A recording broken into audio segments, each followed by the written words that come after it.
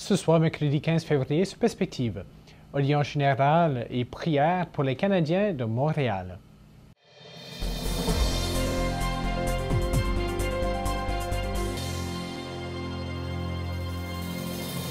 Bonsoir, mesdames et messieurs, et bienvenue à Perspective. Malgré la dureté des épreuves et des souffrances, nous sommes solidement dans les mains de Dieu.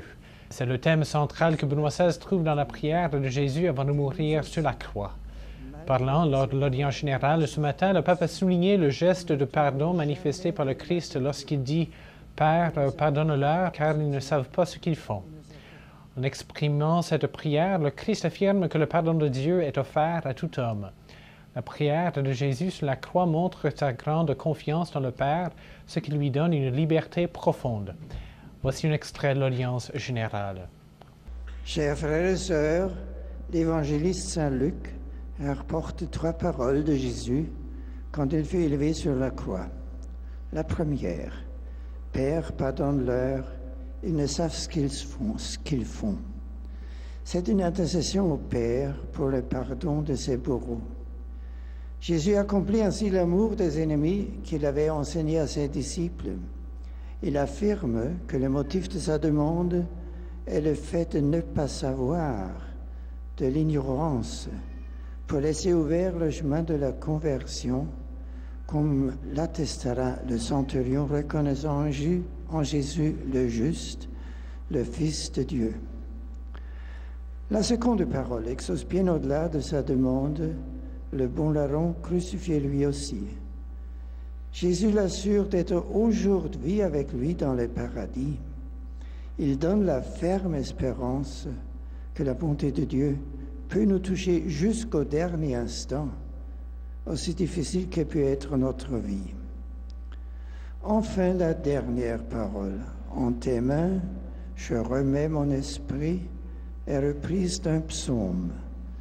C'est une affirmation renouvelée et confiante d'abandon au Père. Comme il avait annoncé, Jésus a été livré aux mains des hommes, mais c'est dans les mains du Père qu'il remet son esprit, accomplissant tout.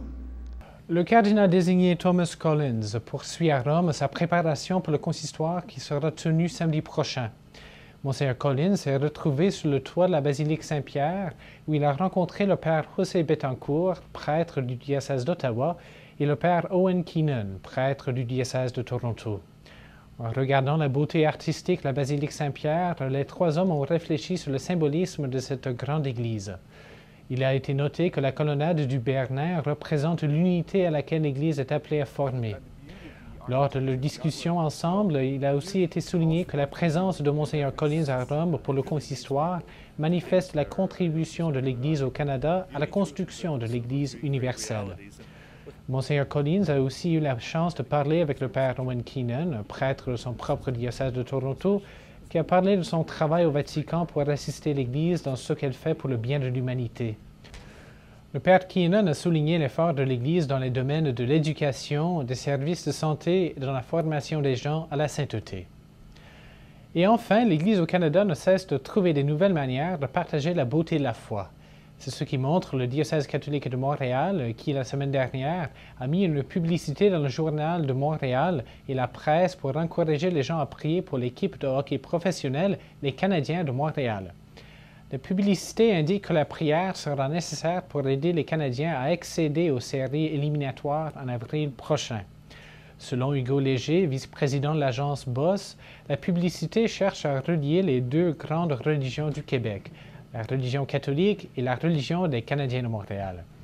L'aspect humoristique de la publicité ne doit pas cacher le fait que, par cette publicité, le diocèse de Montréal montre qu'elle soit une institution près des gens et leurs préoccupations. Ce n'est pas la première fois que l'Église catholique de Montréal manifeste sa présence à la société québécoise à travers des publicités originales et humoristiques. En 2011, par exemple, une publicité a été mise par l'Église catholique de Montréal à l'entrée du pont Champlain dont la précarité est connue. Le message au conducteur « Faites votre prière ». Et c'est tout pour aujourd'hui. À la prochaine.